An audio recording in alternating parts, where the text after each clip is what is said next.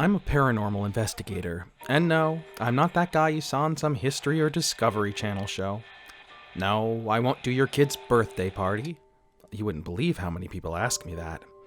I'm not some charlatan who makes money selling people lies about contacting their dead grandparents or nonsense like that. Rather, I'm a serious investigator of only the facts of the paranormal, none of the spin. Now, just because my job lacks the trappings of glamour that you might expect doesn't mean it's unimportant. Quite the opposite, in fact. Despite the air of skepticism that hangs over our world, ruled as it is by the more respected sciences, there is no end to the strange and astonishing happenings if you know where to look. Fairies, ghouls, specters, extraterrestrial beings. All these creatures that you've heard about in scary stories and, fantasy novels, they're very real. With all due respect to some personal friends of mine who rank among their numbers, any of these creatures can be extremely dangerous to human beings under the wrong circumstances. That's why it's so useful to have people like me around. Now, this isn't because I'm some sort of comic book superhero showing up to blast werewolves with silver bullets, despite what every client seems to expect of me when I show up to their door with a patch over my left eye. I don't usually get the chance to explain that the eye patch is something dating back to my childhood and isn't covering up any sort of gruesome battle scar. No, the world of the supernatural is rarely so simple as to allow you to solve your problems with a gun, even when it comes to the entities who can be harmed by bullets. No, I have to rely on my brains and experience to resolve supernatural dangers. I move cautiously as I start each job, examining all the evidence available, and only make any move to confront the paranormal being involved once I'm sure I understand the situation back to front. And when I do confront them, it's almost always, in the hopes of a peaceful negotiation, not outright violence. And hell, a lot of the time I never confront them at all, but simply provide the client with some appropriate talisman or charm for the creature in question and tell them to call me if they have any problems. Sometimes the defenses I prescribe to my clients aren't even supernatural. A lot of cases can be resolved with the installation of surveillance cameras or sturdier locks. I thought I'd come to terms with my helplessness. So what if I was a glorified conflict mediator and home security expert? In my own dull way, I was helping people who were in trouble, and that's what I thought was most important. But that was before I met my new neighbor, and I learned just how terrible it is to have no real defenses against the incomprehensibility of evil. It all started yesterday, not with me being called out for some job, but with my wife and I moving into a new home. Paranormal investigation doesn't pay all that well, you see, so when my wife saw an opportunity to get a higher paid position as a nurse in the country, we had no choice but to move to a woodsy little settlement that was far too small and remote to even be called a town. Despite starting with plenty of daylight, it took so long to stuff everything we could into our little station wagon that night had fallen by the time we pulled into the overgrown dirt driveway of our new home. A blood-red full moon hung in the sky, casting an eerie crimson glow over everything. In that vivid moonlight, I admired the crooked black spires of the home belonging to one of our neighbors. About a mile and a half off, at the top of a craggy hill, a vast medieval castle stabbed at the sky with its many steepled towers and parapets. I wonder just how rich our neighbor had to be to live like that. A few minutes later, while my wife and I were lugging cardboard boxes and suitcases from the car, I saw him. I rubbed my eyes, assuming they must be playing tricks on me. A shadow emerged from the black forest beyond our little shack and resolved into the shape of a man.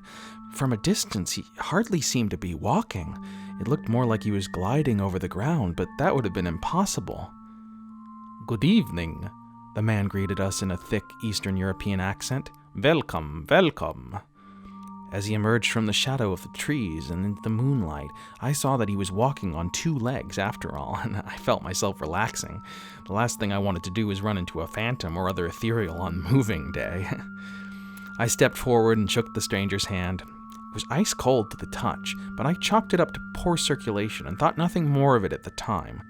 I was surprised at the fanciness of his anachronistic clothing, a starched white shirt, black pants, and a sweeping cape that was black on the outside and red on the inside. He introduced himself as Count Vladimir Dracula. His name evoked no particular reaction in me at first, beyond being surprised at being in the presence of a genuine nobleman. Now, however, The mere sound of that man's name fills me with dread I cannot fully describe.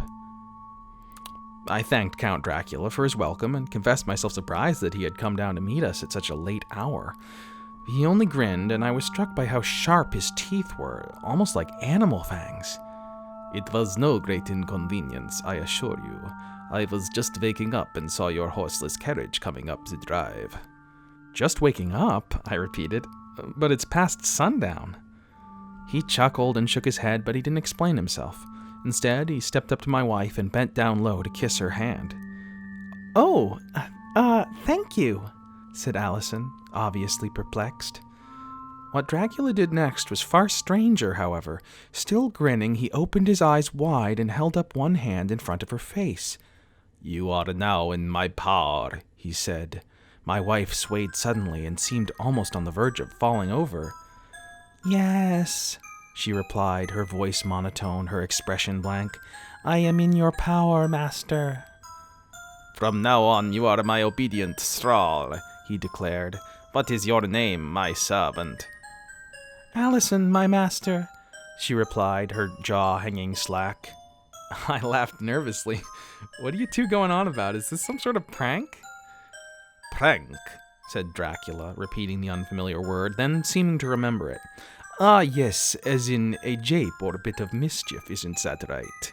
Yes, that is the case. Allison, my servant, is it not the case that we spoke on the telephone beforehand and we arranged this little prank for your husband?" "Yes, my master. It is as you say. This is just a prank." I laughed a little more honestly this time. "Well, all right, you really got me there. I was worried that something creepy was going on." We exchanged a few more pleasantries, during which he promised to visit us again very soon, and then we said our goodbyes. He swept away into the night again, his dark cape fluttering behind him. "Weird guy," I remarked.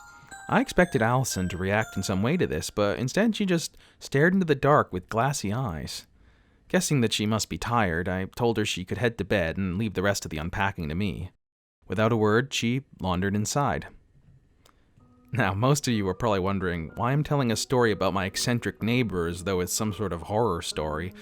But those few of you who have an aptitude for paranormal matters will have noticed that something is wrong. Maybe you can't even put your finger on exactly what it is, but you can't help but feel that there's something strange about Count Dracula. What makes me a professional is that I'm able to examine these vague feelings and trace them back to their roots. Sometimes it's the tiniest details about a person or location that shed light on its supernatural secrets. While I unpacked, I reviewed everything from my conversation with Count Dracula, growing more troubled the more I considered.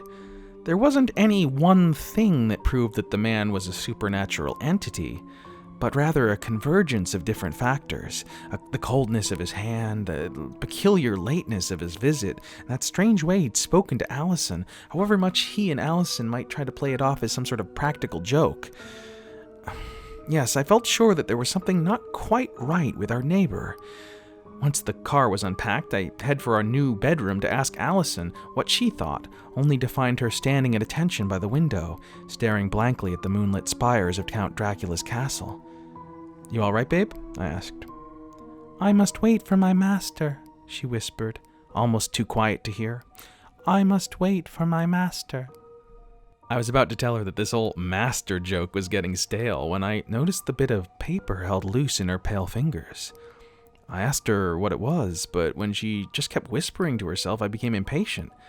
I tugged on the note, and it came out easily enough. I unfolded it and read.